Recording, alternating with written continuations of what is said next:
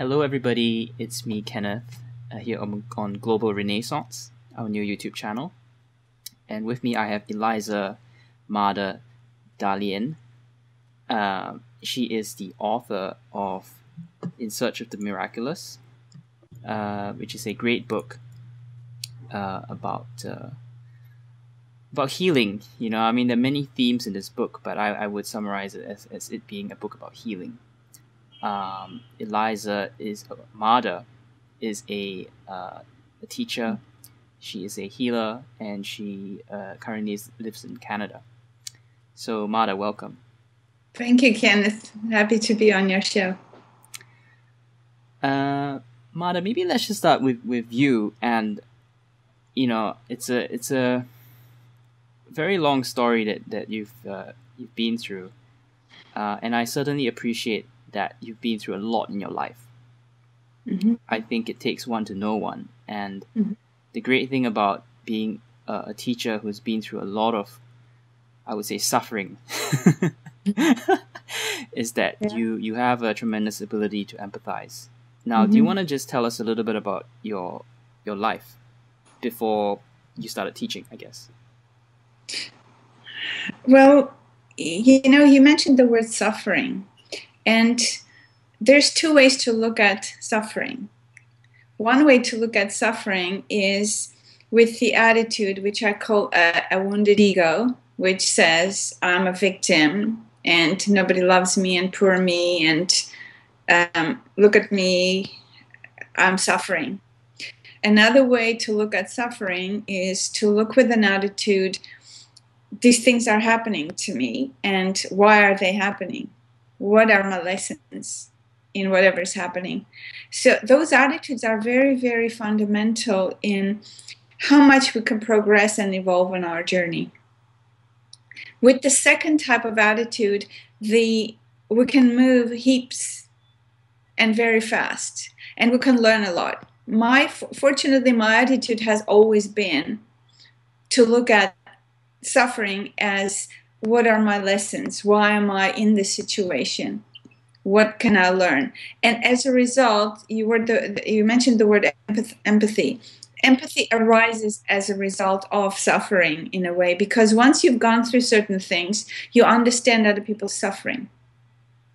And also you understand how you can help them. In my personal life, I can say that I have, because life is not only suffering, there's always also very many blessings in life as well.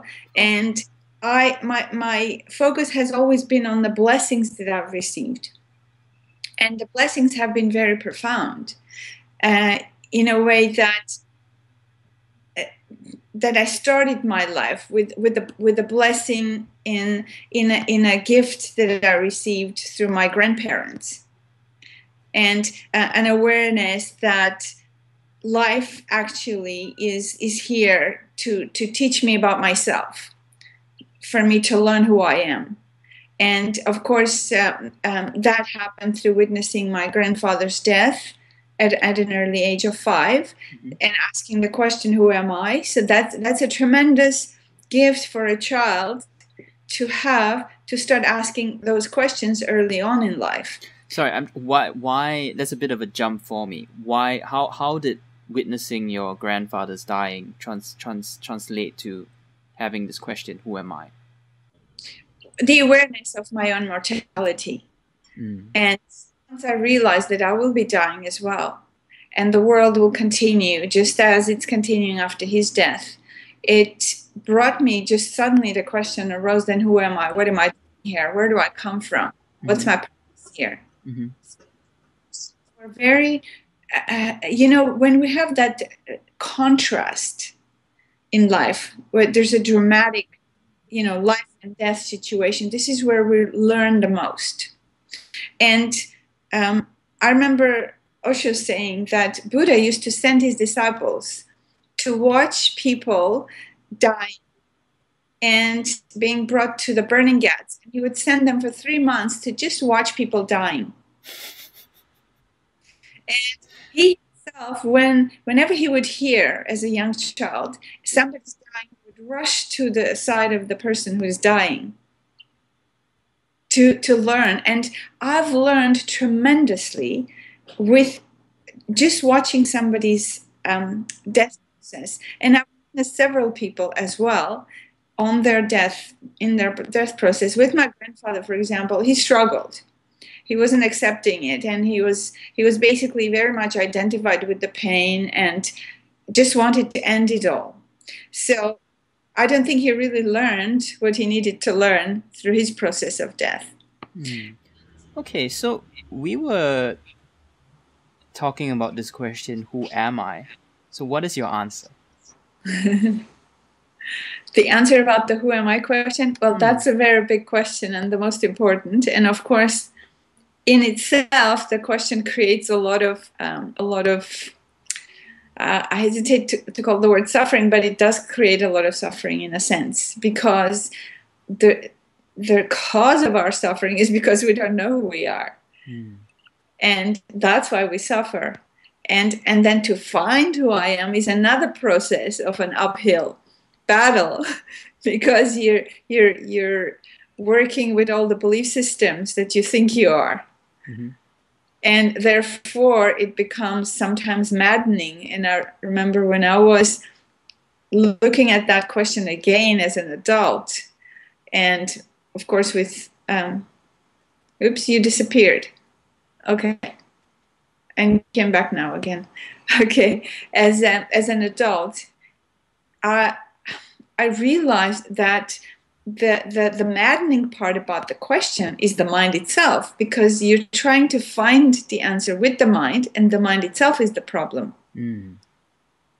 And therefore it becomes confusing, it becomes hard, the whole process becomes so, in a way, a feeling like I'm going mad, because I'm trying to transcend the mind, move out of the mind, and yet I'm using the mind and I cannot stop it. So that whole process becomes very, for any seeker, for any true seeker, becomes a very challenging situation. And so, of course, also the process of that is to look at the ego. What is the mind is the ego. So looking at the ego and looking at the darkness that is within the mind, within the history, within the story. Yeah, I think I've recently been influenced by Muji. You know who Muji is? Yes. And I think Muji would say, the goal of it is not to find the answer, but to lose the question. Well, the question drops on its own when you find the answer. But if you don't look for the answer, you'll never find the answer. This is the catch-22. Indeed. And the mind is very clever. So somebody says, based on their experience, a teacher says something, and people get a hold on the words, and they say, oh, well, okay, I don't need to do this. And it becomes, for a follower, for a student, for a seeker, it becomes very difficult. Because if you're really sincere, you wouldn't listen to anything. You will listen, you will hear, but you will say, I'm going to do the work, I'm going to look, I'm going to focus on my meditation, I'm going to focus inwards. Because no matter what the teacher says, it's still intellectual for me. It's an intellectual understanding. Yep. And it's very easy to get caught on the intellectual understanding and to think that now I know.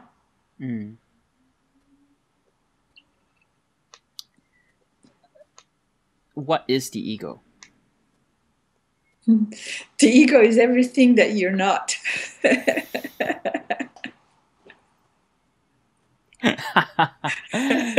This interview is not going to satisfy people who are looking for answers, is it? Well, maybe so.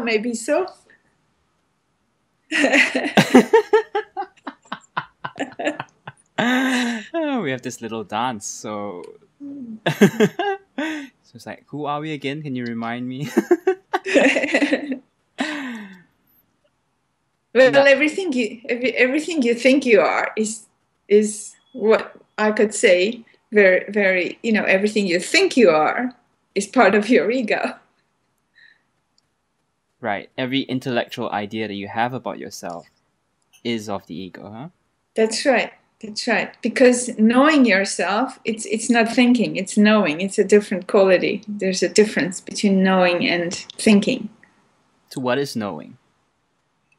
Once you know who you are, you cannot describe it. The words drop away. You just know. It's a knowing. Mm. Once you meet someone who also knows, the two knowingnesses meet and you know that the person knows. You can't say anything. The words drop. There's nothing to say. Right. Or you could just be going crazy. I don't think you need to go crazy. I'm just kidding. I'm kidding. It's a joke. It's a joke. Now, I actually really appreciated your book. I want to say again, I really highly recommend your book. I think it's really a gem of a read. I think it's very well written. You've clearly taken a lot of time to write it well.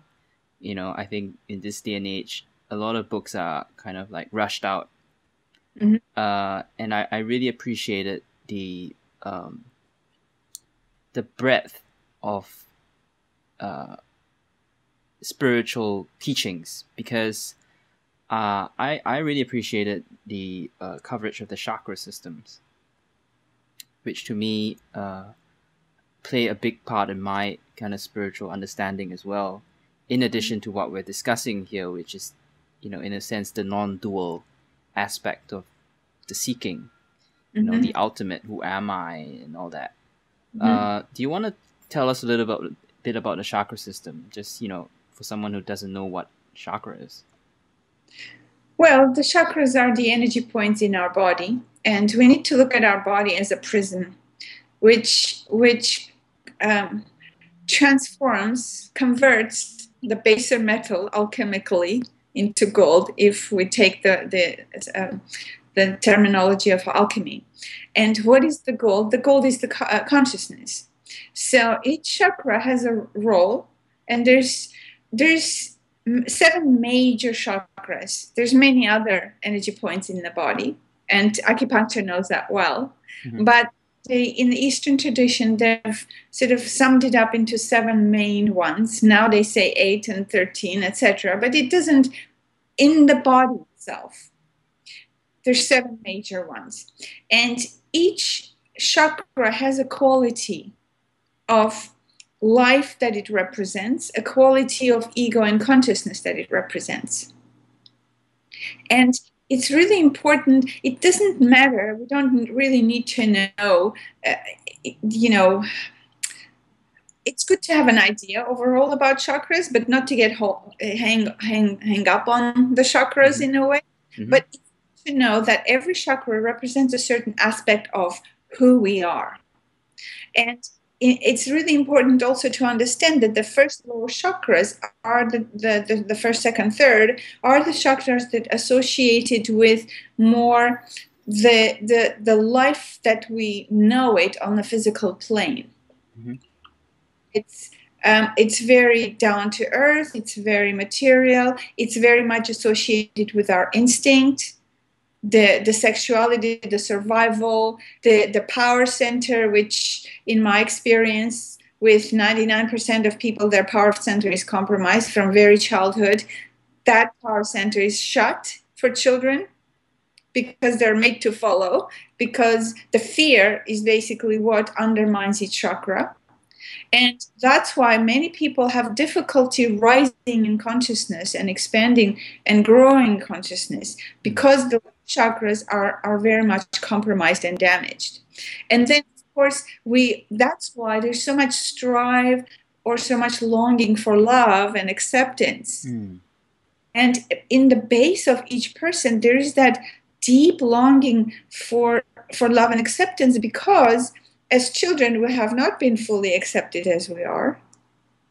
We have both within the family, within the school, within the society, what we've been actually taught is to compete, to become like others. and never been appreciated for who we are, for what we bring, and never taught that each one of us has our own unique gifts that is unparalleled. Mm. So because of that, all these lower chakras have been very, very strongly undermined. And therefore, the fourth chakra, which is connected with love, with sharing, with compassion, is not really happening. Why? How can it happen? Because the energy is not moving up to the fourth chakra. And there's a lot of starvation in the fourth chakra, the heart chakra. Because of that, because the lower chakras haven't really been transformed and become healthy. And the heart chakra is in between the material reality and the spiritual reality.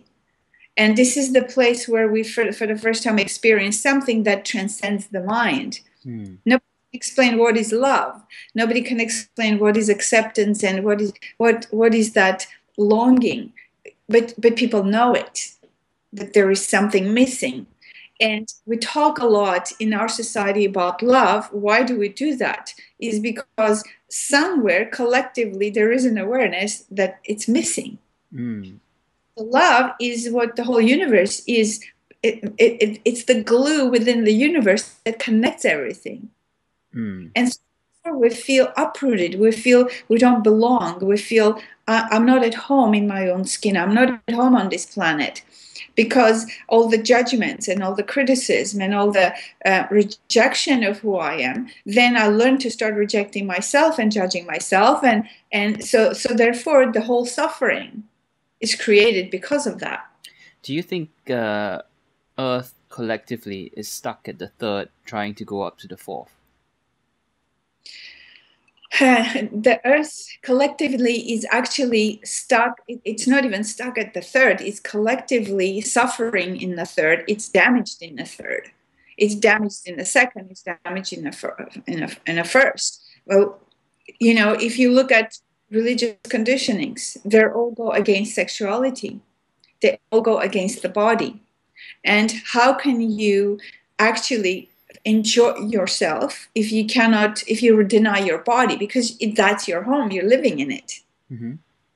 So first of all, you need to start loving your own body, accepting yourself, and recognizing that I do have the power to live my life according to my own understanding, to my own will, and I will not allow anyone to interfere with my life. And how many people reach to that point of understanding?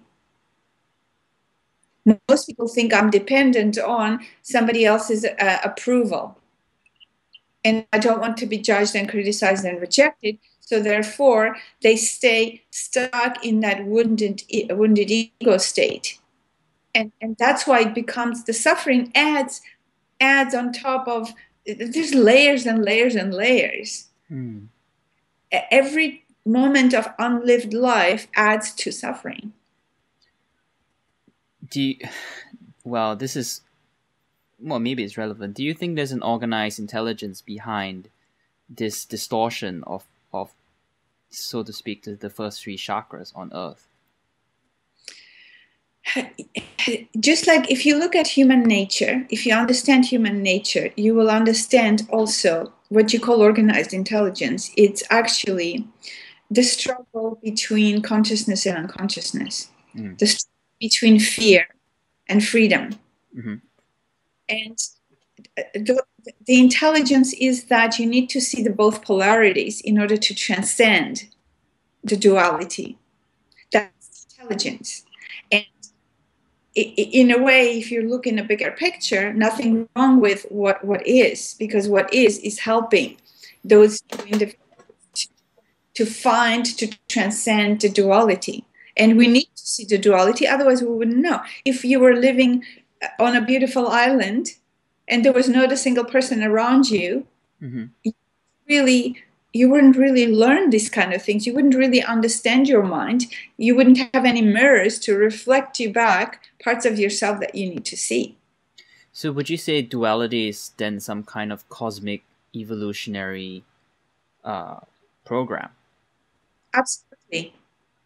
Absolutely. Without it, it's impossible to to see that actually there is a 0 point where nothing happens. It's like a pendulum. It moves from, you know, one side to the other side, but it passes very quickly through that 0 point. But it's so quick that we don't see it. And the mind is like that, like a pendulum. Mm.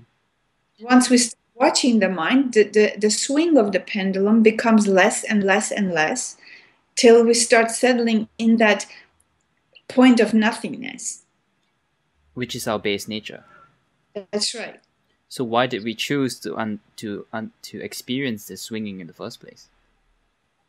I think in the beginning, it's not a choice. You don't have a choice. You're just thrown into it. It's like the Sufi people say, until when the fish is thrown out of the ocean is when the fish realizes it lived in the ocean.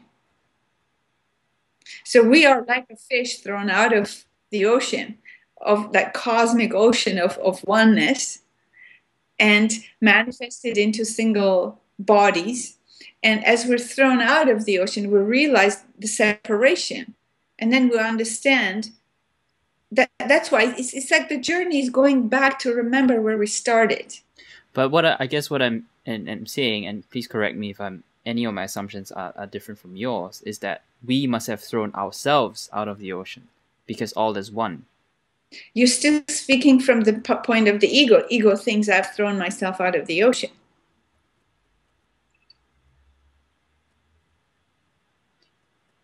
So who threw us out of the ocean? If you are, just imagine you're a log and you've been thrown on the ocean and the waves carry you to the beach. So what's carrying you to the beach? You're the log. Your ego is like the log. So you think I am the log, but there's that force that actually moves you. You're not as yourself. You cannot get to the beach without those waves. Mm-hmm. So those waves, where are they coming from? They're part of the ocean. Nobody knows. This is the part where the ego has to understand that there is a force outside of me, the small ego that I think I am. Mm-hmm. That force is much more powerful than my little will. Okay, I think I understand. Well, I'm saying the I here now is not the ego I. It's the greater I. The I that is all one. The I that recognizes, that's right, the I that recognizes thy will be done. It's not my will. Ultimately, it's thy will. Right.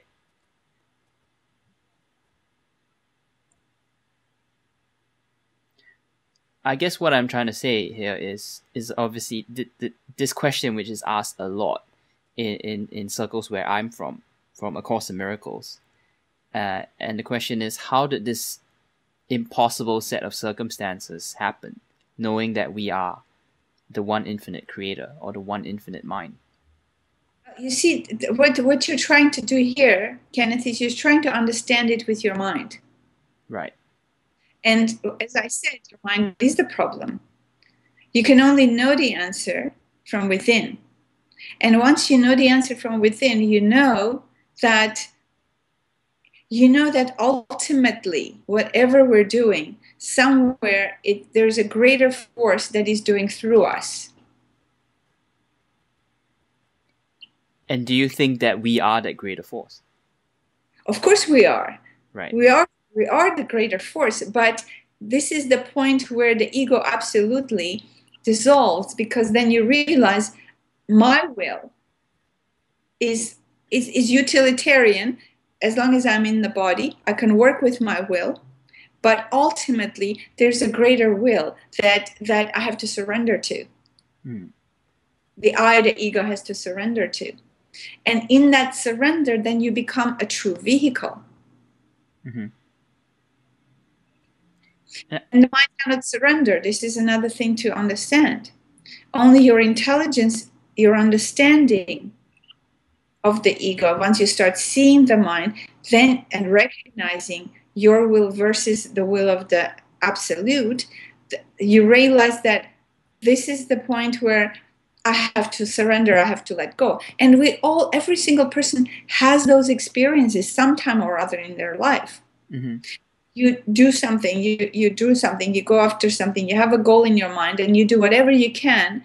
And either you feel existence is supporting it, or sometimes you feel you're just bumping against a brick wall.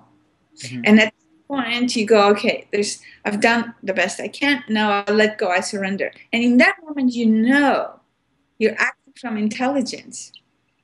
You understand, I'm letting go of the ego, I'm letting go of the struggle, and I'm letting the universe, the whole, the greater whole, take me. And I know you've written about that. Is that, would you say there are steps leading up to surrender, or is surrender just a single step?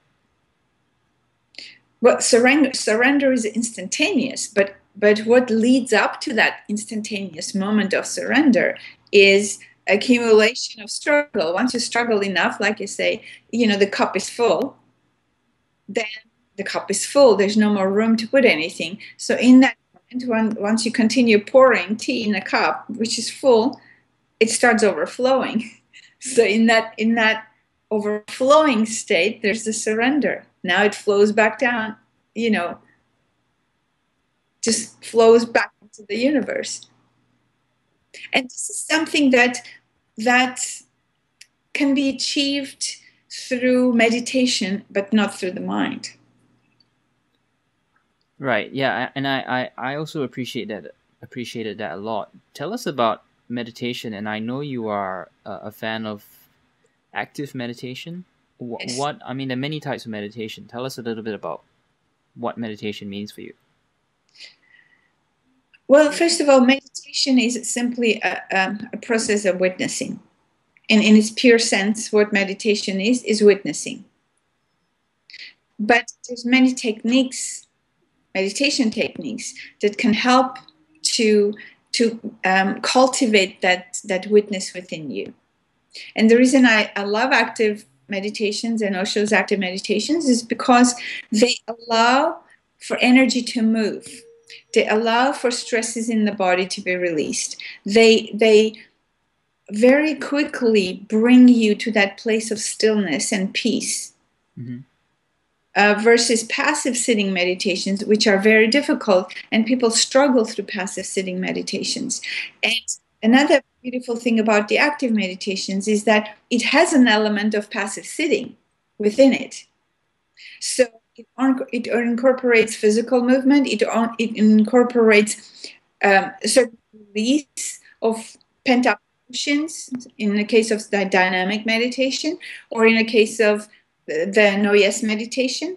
Mm-hmm. So you release what's built up, what's repressed, and that opens the sky. It's like suddenly the clouds are dispersing, and you have a ray of the sun, and suddenly you start feeling that inner being where nothing moves. Mm-hmm. And everything's at peace. And with that's the moment of true meditation that happens through that activity. Would you say active meditation is more suited to the modern day man? Absolutely. Absolutely, because our hectic lifestyle. Yes. Especially for young people, they love active meditations. Mm. Almost like it's an exercise. It's good for the body. It's good for the soul. It's good for the mind. It's good for the emotions. So all of those things are getting worked with through active meditations. And Buddha, who is the one who brought in the Vipassana, the silent sitting meditation, which was very profound and is still profound, and it can never lose its power. This century, Buddha, Osho, brought the element of activity into that, keeping the element of Vipassana within the process of the hour of the meditation. So he sort of upgraded the meditation techniques from the Buddha, because in Buddha's time people were more at peace and they didn't have computers or airplanes or all that, cars, and the world is a lot different now than it was in Buddha's time. Yeah, I agree, and I definitely see the advantage and the logic in that. Now, you've talked a little bit about Osho, and just to help along those people who don't know who Osho is, and they're like, who's Osho? Why did they keep talking about Osho? Tell us how, who Osho is, and I guess your relationship with Osho. Well, I came across Osho when I was 24 years old. And once I read his first book, I was completely blown away in a sense of the depth of understanding, the depth of understanding of human nature. And because personally, I've never really believed in gurus. I used to think that I know everything, basically, and nobody can teach me anything, right? So I had this very healthy ego, you can say. Sounds familiar. Yes, I can see that. So, and the first book was, of course, that before I was introduced to Osho, was Ouspensky's book In Search of Miraculous, which was about Gurdjieff teachings. Familiar sounding title. Yes. So the subtitles are different, though the book title is the same. And that completely opened a door for me that I resonated. I felt like this man has a tremendous knowledge, a tremendous wisdom that I can go down to. And then it was Osho's book that came along. And by the way, Osho has a book also called In Search of the Miraculous. So my book is the third in the series of In Search of the Miraculous. Miraculous books. With different subtitles. And I subtitled it Healing into Consciousness, because to me it's the process of finding that miraculous that we are is a process of healing into consciousness. What is the miracle for you? For me, the miracle is that we actually are what we're searching for, and that is, it's in a way, it's a miracle that we don't see it.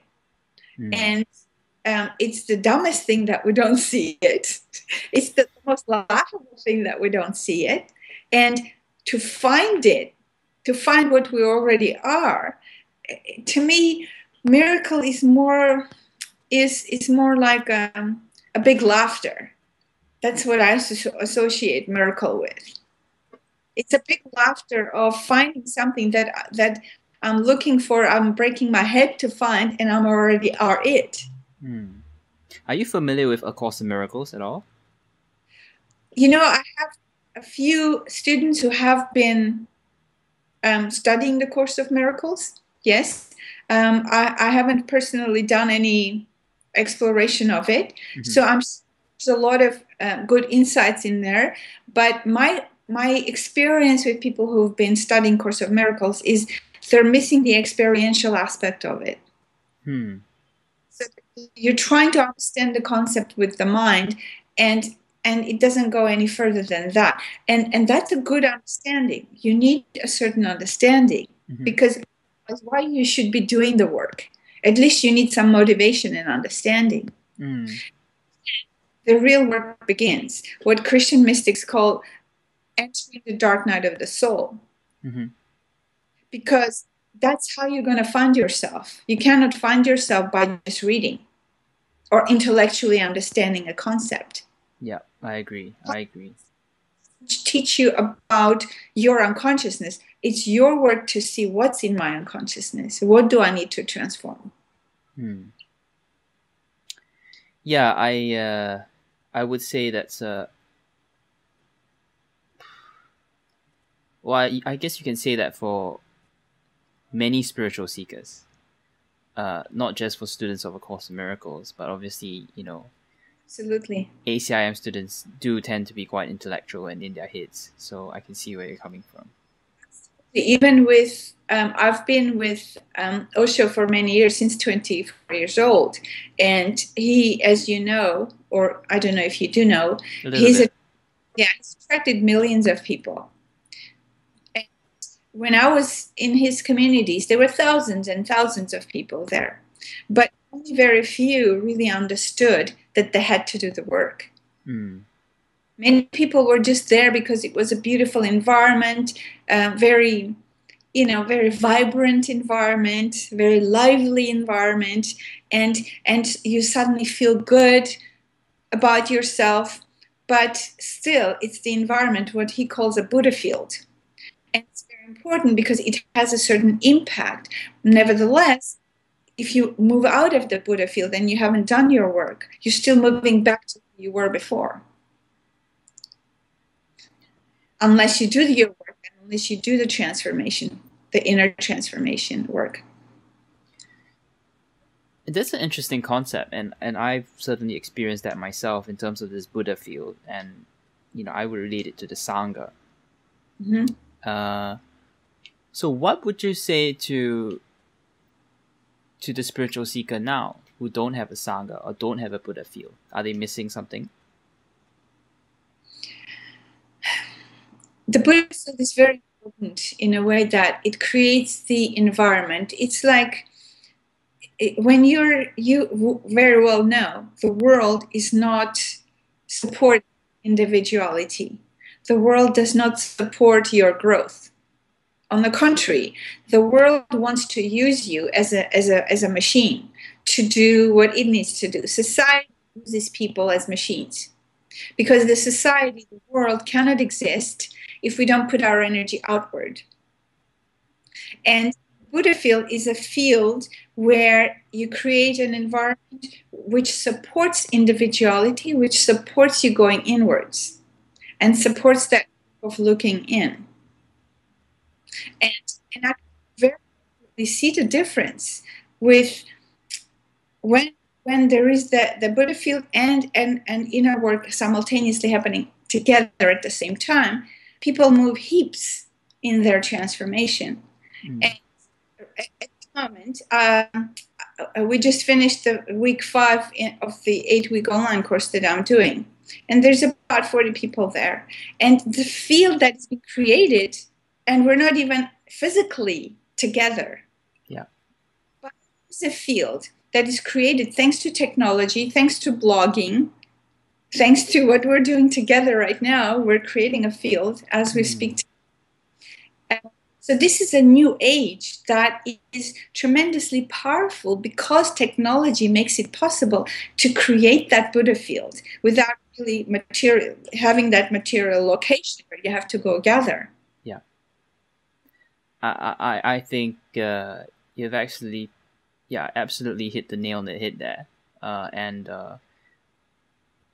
myself, I've been trying to create a community based on video conferencing and A Course in Miracles, and I can definitely see this concept with the Buddha field and the Sangha playing out. Yeah, it's very interesting. Now, that, I guess, leads us to the question of 2012 and what I would see as an acceleration of sorts in terms of spiritual teachers coming out and this and that. Do you want to comment on the changing times? Well, we all know the times are changing because we see them. We're experiencing them changing. And my feeling, and we're almost toward the end of 2012. Sure. And a lot has been already happening. And the way I experience it, there needs to be still a big, everything that's happened in the New Age sort of arena up to this point has prepared a certain foundation. But now even that foundation needs to be destroyed and something new needs to be created. That's how I see it. Because still the foundation was based on education and trying to educate people to understand the importance of the spiritual work, the importance of finding yourself. But there's a lot of talk and a lot of good wishes and a lot of mental gymnastics that's happened through that work. And I could see that you actually also need to break that foundation and step to something new And what is the new? The new is the experiential knowingness. So, okay, fine, I read, I did, I understand. Now I'm going to look inside to see what's in my darkness, what's in the shadow, what's in my unconsciousness. That's the work. That's if we are to move into the golden age of enlightenment, the only way would be to go through that dark night. I hear you. I've been going through that thing in the last months and weeks. I'm still doing it. For that, new techniques are required. Techniques are required to help people to move through that very fast. And this is why, you know, it's interesting. I've been talking about my technique and the self-help technique called DM for so long, and it's still not out yet. Some people are experiencing it. Of course, many people, thousands have experienced it already, but it's still not out in the public yet, but although I talk about it. And my sense is I've been working on it. It's almost ready. The book is almost ready. The technique is recorded already. It's there. And I've converted into the self-help version of it. And DVDs to be created so people know how to use it. And on some level, I feel the urgency to put it out. Mm-hmm. And on another level, I feel it's step by step, that I can only do step by step because I like to create something, as you mentioned initially. I don't want to just put out something just to put out something. I want it to be absolutely complete in itself. Mm-hmm. But at the same time, it's almost like existence knows its timing. So I'm my best. But existence knows its timing, and there's something that's going to happen that people are going to understand more and be able to use this technique more. Mm. Now, I have some comments on that, but tell us what your method is. Basically, it helps you to go into your unconscious, see what is repressed there, what beliefs are repressed, what emotions are repressed. The technique helps you to release those repressions out of your body. Mm-hmm. And to do that, your consciousness immediately comes in because it's already inside you. You don't have to create it. Mm-hmm. It allows for your consciousness to come to the forefront. As it comes to the forefront, your belief systems just crumble. They have no power anymore. And it takes you very quickly to that place of meditation that I spoke of that and seeing, experiencing your inner being, understanding, coming to that inner stillness and silence. So it does all those things all at the same time. And not only that, it also heals the body, because what creates illness in the body, what creates ailments in the body is all the repressed fears, all the repressed belief systems, beliefs, repressed emotions. They create those blockages in the energy, and of course they get repressed. Different things get repressed in different parts of the body, and then so those different parts of the body then give the symptoms of something's wrong here. Okay, whoops, you've got a cyst here, you've got cancer here, you have a knot in your stomach, or all those things. Body is just giving a symptom, a signal that this is where you need to look to transform yourself into consciousness. Mm. So it very much works with the body, it works with the emotions, with the mind, with the spirit, and it's a combination of all that needs to be worked all together, because we are not separate. We're all that combination of all those things. Yeah. Now, I obviously, just hearing you say that, I mean, it's great. You know, I really sense the potentiality of this thing. But I guess a skeptic would say, you know, this is not new. And, you know, something like Barbara Brennan's, you know, work it sounds incredibly similar to what you're trying to do. It's absolutely new, because nobody has ever used out loud expression in combination with breath and a system.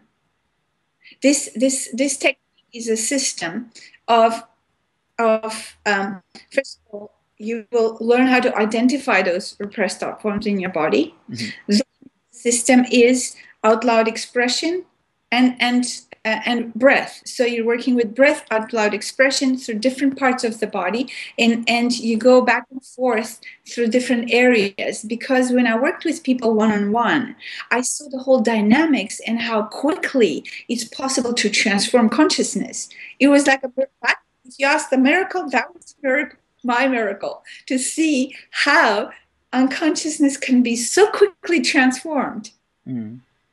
So that was a true miracle. And as I worked with people for years, since 1997 is when I developed this technique. That's a long time.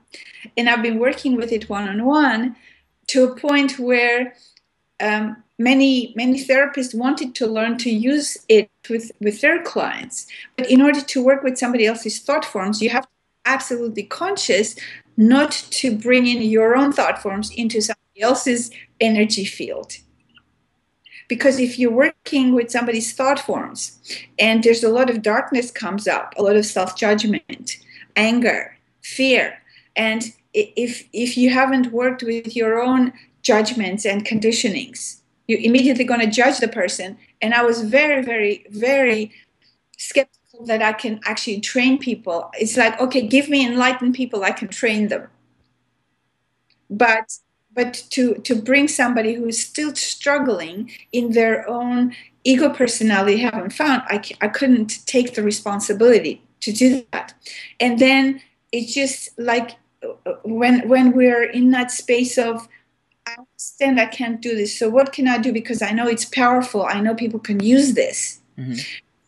Existence gives you the answer. And the answer was create a self-healing version of this method. And I thought, I can try. And for several years, I experimented with people in my workshops and tried to guide them through the method so they can actually do it on their own. And I was amazed. That was another miracle for me. Amazed at the transformation. And then I started writing and creating the method. And that's been going on for the last 2-3 years. So it's almost ready. Right. It's like any seed you put in the soil. It takes time for it to germinate and to grow before it flowers. And this method is like that. It's not like an accidental thing. It started germinating since 1997 when I started working with it. And interestingly enough, this year at UCLA, they did a research and they came up with a conclusion that out loud expression of fears can diminish your fears. So they're starting to catch on with this idea that out loud expression, and no healing method that exists now uses out loud expression the way this method does. Well, EFT does some of that, doesn't it? No, it still uses the mind. It's still not looking, it doesn't look at what's pressed in the body. It still uses the mind to shift a negative belief. It does not use the negative belief itself, because unless you release the negative belief itself, you're putting a sugar coating on a rotten cake. Because the foundation needs to change, you see. Interesting. I'm open-minded, I give you hard questions, but I'm open-minded. No, I can see that, and I appreciate that. And I also wanted to say that, I think it's a question of discernment. How do people know? It's an age of information overload. Even for someone like me, encountering you, I had to look at your book and spend some time with you to let you into my trusted zone, you know what I mean? Because there's so many charlatans out there. There's so many people out there who are selling snake oil, So I think, like you say, it takes time. Yeah. And, people like to see results. It's always about results. So I'm sure people will, there are results from your method, and they're coming out to light. And also there's a readiness, right? So the person needs to have a certain readiness. And we talked about suffering before. The readiness means I've suffered enough. Okay, I'm ready to do I'm ready to do this. I'm ready to look at my ugly faces. I'm ready to look at my darkness. I'm ready to look at my fears. I'm not going to run away. I'm not going to stuff myself on and distract myself. So that kind of readiness is absolutely necessary for a true transformation to happen. Mm-hmm. So if someone wanted to learn this technique, how would they do it? Well, it's a self-healing version. So you will actually, the book will teach you how to identify those thought forms within yourself. And then you just listen to the recording where I'll be guiding you through where to go in the body and how to breathe and Is this out yet? It's very, very close to being out. Okay. So, 2013 sometime it will be out. Do you see anything happening in December 21st, 2012? No, I don't think anything's going to happen. My sense is what's going to happen is probably going to come as a surprise sometime, maybe during 2013 or 14, something like that. But this is how we're going to, it's one way that existence is so clever. It's so beautiful in a sense that, yeah, something's going to happen. So people sense it, people feel it. The Mayans give a calendar date, but existence is very clever, just like a master. Existence works like a master. It will give you a very unexpected moment because it wants you to wake up. If you were expecting and your mind was expecting something, you cannot wake up. You're still in your mind. It has to come as a surprise. Yeah. Yeah. Now I want to switch on to a different track and talk about your past lives. And you said something interesting in the Buddha the gas pump interview. And you said that past lives come up when we have unhealed patterns, or it's mostly pattern based. Tell us a little bit more about that. Well, it's the part of looking in. It's the part of looking into the unconscious. So the unconscious carries all our past lives, and many of the patterns that we have not transformed in previous lifetimes continue into the next life. And that's the reason why we need to remember past lives, to see what we haven't learned, what we have missed, that we can actually learn now and transform. Because the moment we learn that what we've learned is no longer necessary and it drops away.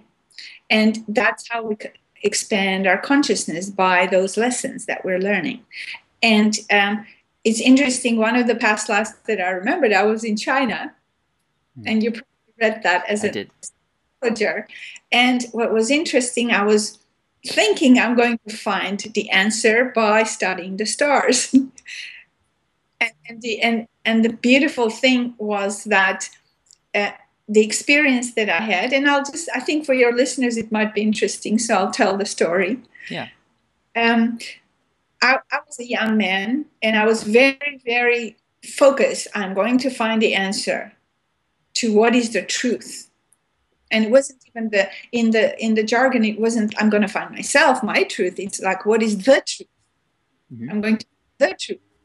And I'm going to find it in the stars. So I was studying the stars, and this was during the time where the Great China Wall was being built.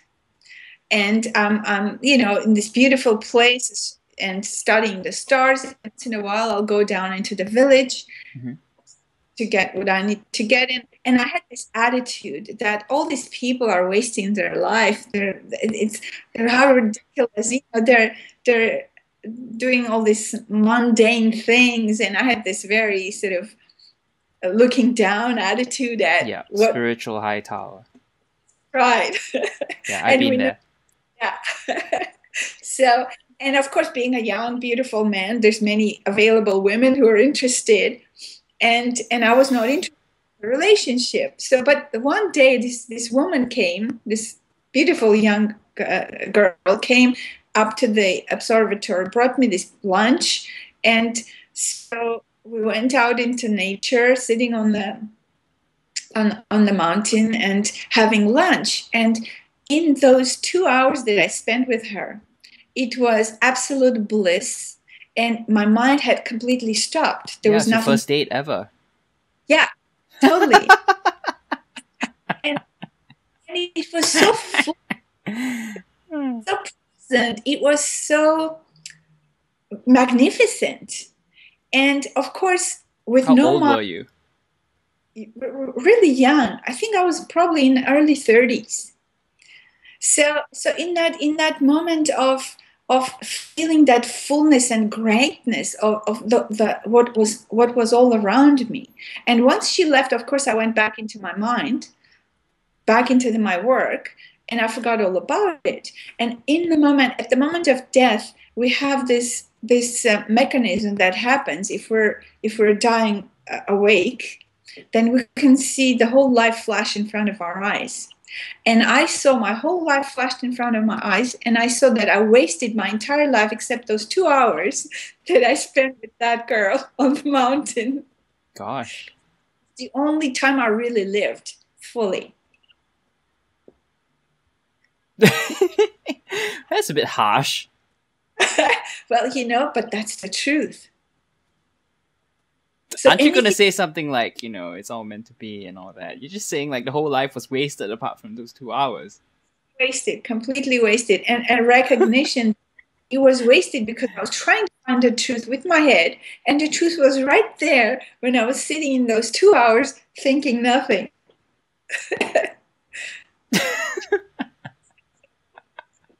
It's quite sobering. Well, what do you define by wasted? When there is we do everything mechanically, no matter what we do, unconsciously, mechanically, it's all lost. Everything comes and goes. Alexander the Great, at the end of his life, said, I came empty-handed, I'm leaving empty-handed. So all his life, that he could have actually become a Buddha, he put his energy into conquering the world. He ended up conquering all, half the world, ended up causing a lot of death and heartache and pain, and he left with nothing.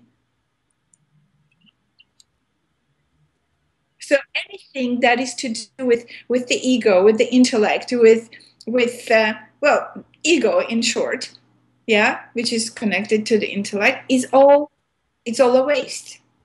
Well, do you think that there is another evolutionary path, which is so-called the left-handed path, the path of the ego? Well, the ego needs to develop, as I say also in the book. It needs to develop before it could drop.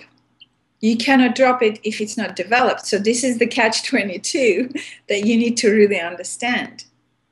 And the wounded ego, an ego that thinks itself as a victim, cannot come to a place of awakening. You need to come to a place of absolutely feeling that health and strength and thinking, I can conquer the world. I can lead my life the way I want. Nobody can tell me what to do. That's a healthy ego, but it's still the ego. But it's easier to see and let go of an ego like that than to let go of a wounded ego which feels itself being a victim. Because the healthy ego is more full. There's less holes and there's less energy leakage. You're more contained. So I can see with you, you're developing your healthy ego, so it's all good.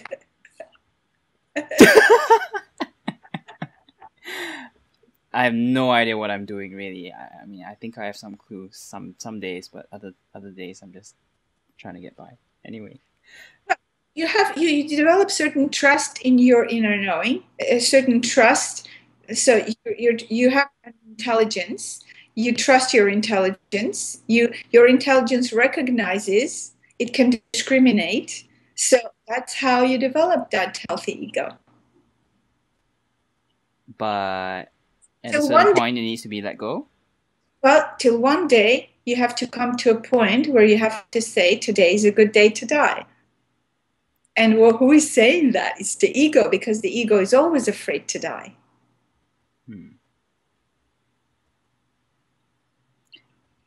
I look forward to the day. Yes, that would be a day of celebration. So in other words, Kenneth, you have to come to a point where you have to say, okay, I'm letting go of all these books. I'm letting go of all the knowledge that I've learned. I'm letting go of everything. And I'm ready to just face the unknown. That's what death means, facing the unknown. Do you think that's my choice or it's predestined? Both. Both.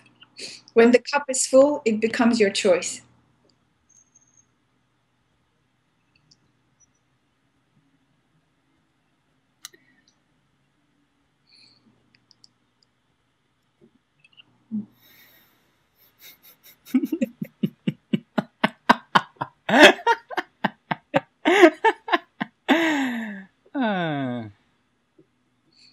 It's interesting, huh?